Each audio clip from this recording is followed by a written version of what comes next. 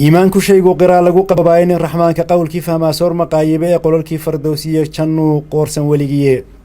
قانقار هدي آتيهين قيرا لقو بيري وحيجينا قيمها كسوغن قرسك إلاشا قرآنك يسنها الله يسكول ريان لك لقادين قادا ديقودا نبرتي يسيدا وحلوقيحو أو تفسيرك واللقو قيافر قلوبتينا قياما حقي سادوان لوق القلياي دديو قادر كيني وعنا قاتا أمر كيسا. الحمد لله والثناء لله والصلاة والسلام على رسول الله وعلى آله وأصحابه ومن والاه. أما بعد، سورة البقرة أيين التفسير كذا كل حجرني آيات الشريعة اللوات.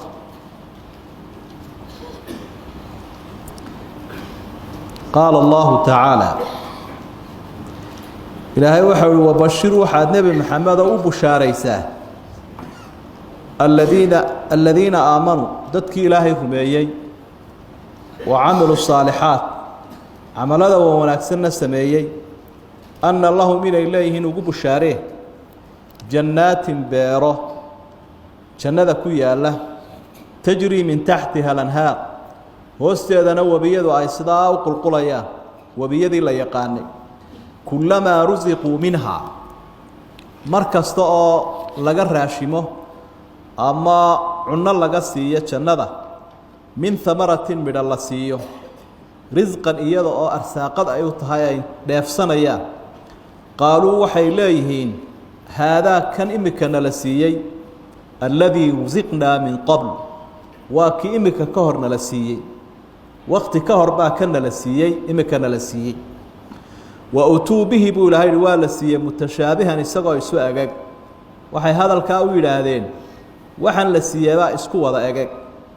ولهم وحي كليهن أهل جنها فيها جنة دحديدة أزواج حاصص مطهرة للنظيفيين وهم ذاتك جنة كترا فيها جنة سي خالدون كواريا اللهم اجعلنا من أهلها وحي نكدو عايشتنا إن أهل كذا إنو الله ينقدقه بشارة وحوية وحوانا أكسن وقفك الله شاق وكفرحية فرحتك ويننا ما جرتو قفك مؤمن كأولياء إلهي كمذا إن لو بشارية شنو وحنا القرآن كنا بريا ضدك إنه هذه يشير لأوغانه وحي كفر حنايا وأين كدينا وحي كن حنايا الله وحده وقولوا للناس حسنا ضدك هذا الكون أكسن أولها كلمة في عنين صدقتها هي أي النبي محمد صلى الله عليه وسلم halka inaga laga yaabo dadka Soomaalida dhaqankoodu marar badan ka nixinta iyo dacaayada inuu noqdo markay dadku iswaajahaan dhaqankii rasuulka sallallahu alayhi wasallam iyo saxaabadiisuna waxay ahaayeen qofka marka wax khayr leh uu soo kordho in loo kala baratama sidii loogu bushaareyn lahaa quraankuna taasuu ina baraya jannadu waa meel qaaliya weeye aad u qiimo badan waxana lagu helaa sida Ilaahay uu sheegay إيمان إيه عمل وناكس إيمان دبه إلهي للرميي وشرعي وافقصا وكي آيات كهراء كسود ديريين آن أهين عمل كنوح صالح نقون كراه مركو وافقصا هاي سنة النبي عليه الصلاة والسلام داعدني من أي كترت داعدني ماذا منافقني ماذا يكفو غينيس دين تولى وافتشيانا بدعا يكفو غينيس جنوين كهدي يتشار قرآن كوحو آذو تلباما oo lixdameeye meelood ku soo noqonaya erayga jannadaasoo markaa Ilaahay uu sheego wabiyada iyo dharka iyo dooniga iyo midhaha lagu hayo taasina waxay ka faa'iido tahay waa jeclaysiin tarqiib baa la yiraahdaa jeclaysiin weeyo qofka bani aadamka ah wuxuu u samaysan yahay wax wanaagsan oo qiimo badan marka la jeclaysiyo loo sharxo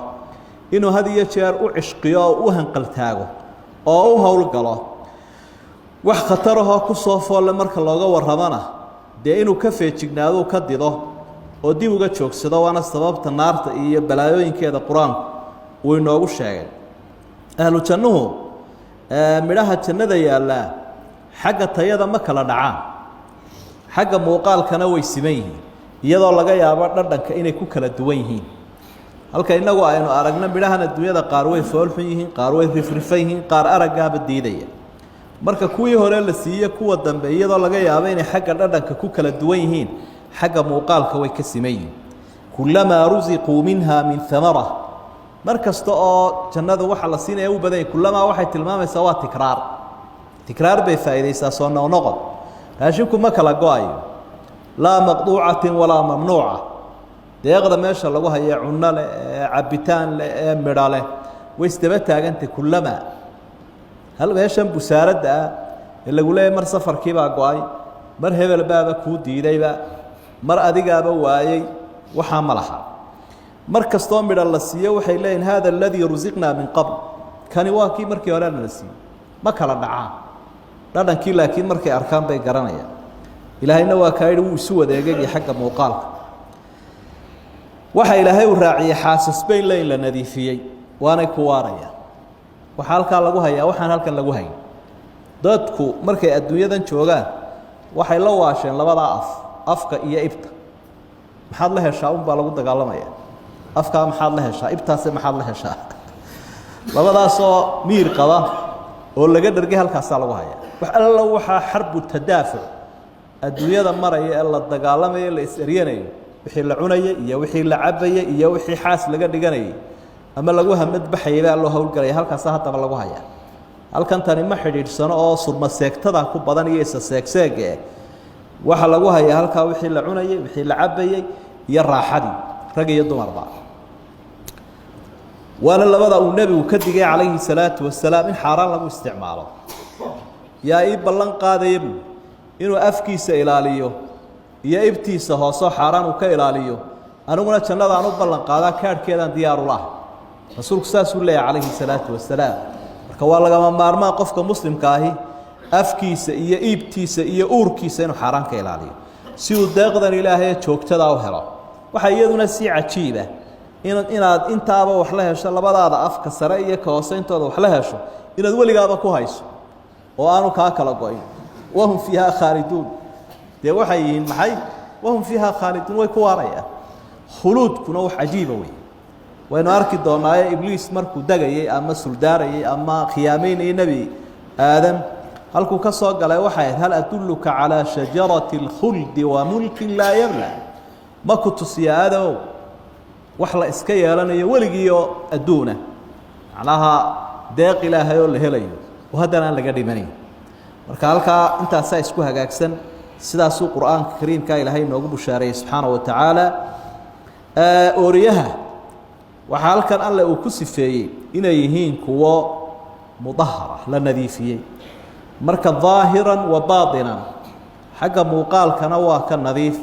xagga macnawiyaadka iyo baatinka hoosena waa ka nadiif adduunyada waxaa la ogsoon yahay waxyaabo badan oo rag iyo dumarba hawl ku haya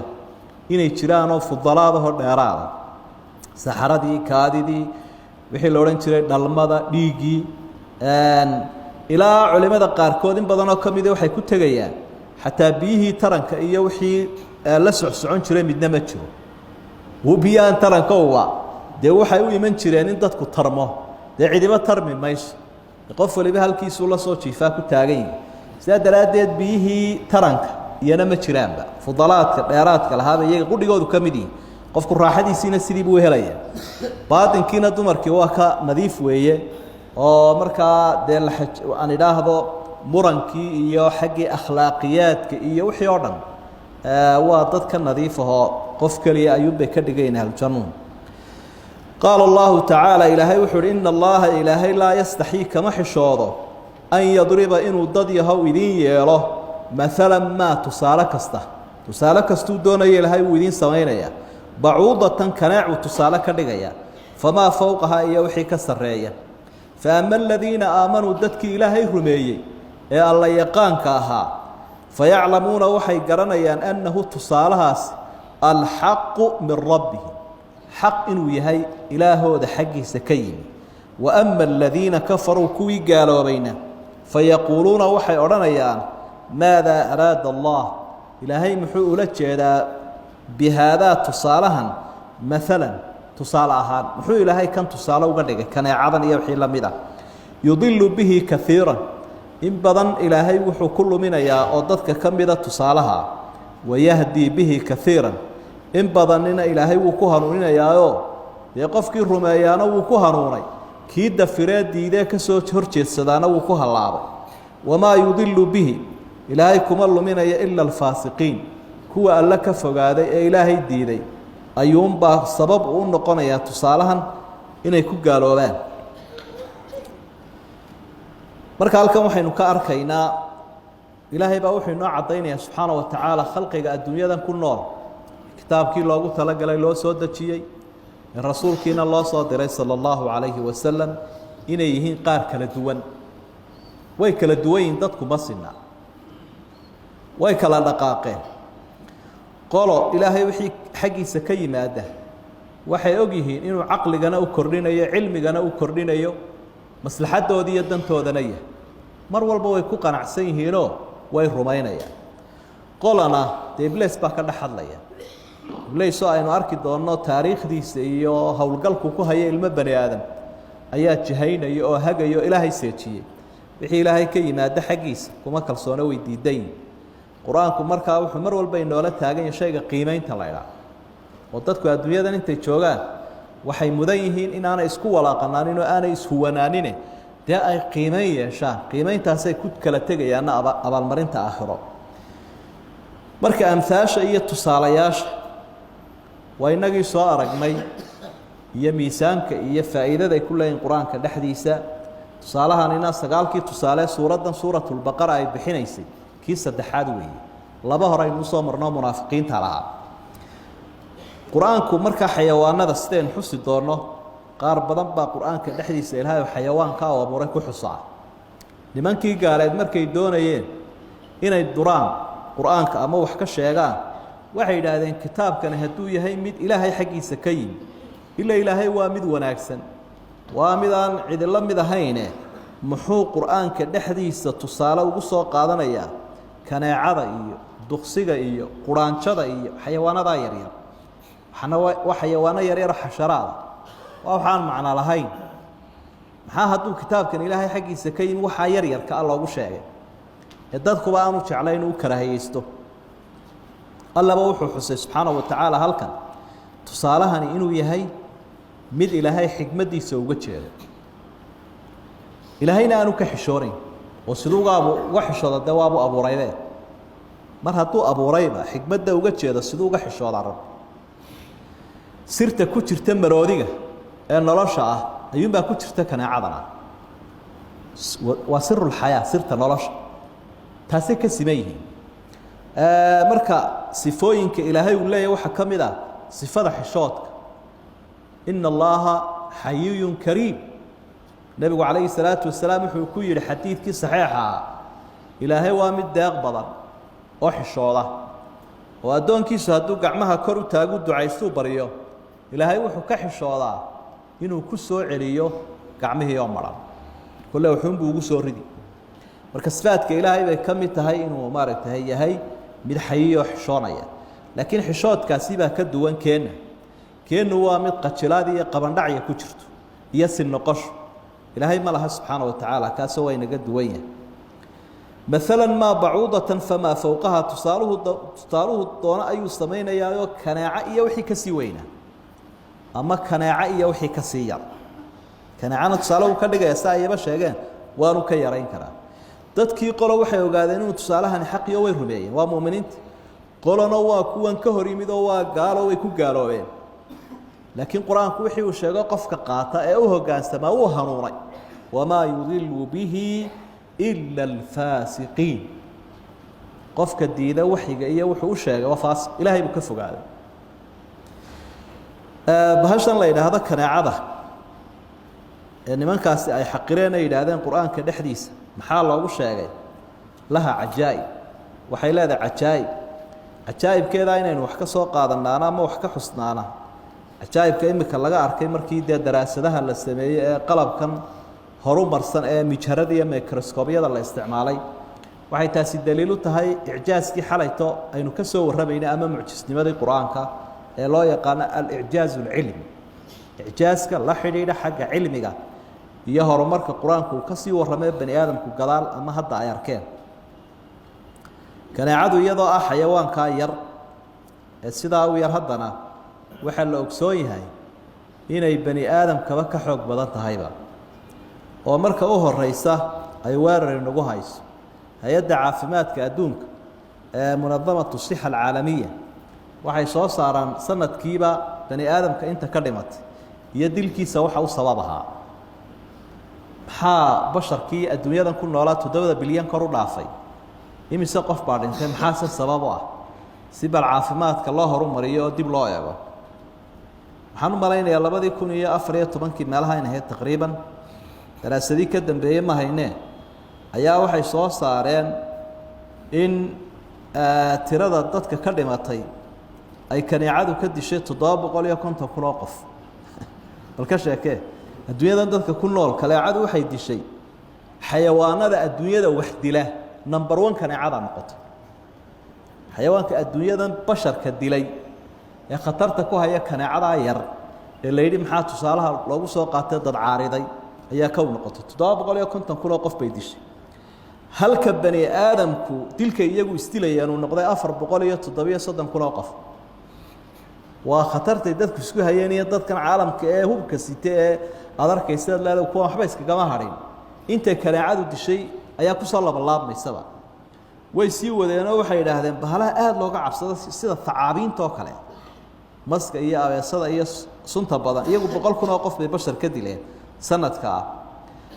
aydan khatarta badan ee miciyaha waaweyn ilaa 35 kun oo qof bay dadka ka dileen tamaasiixda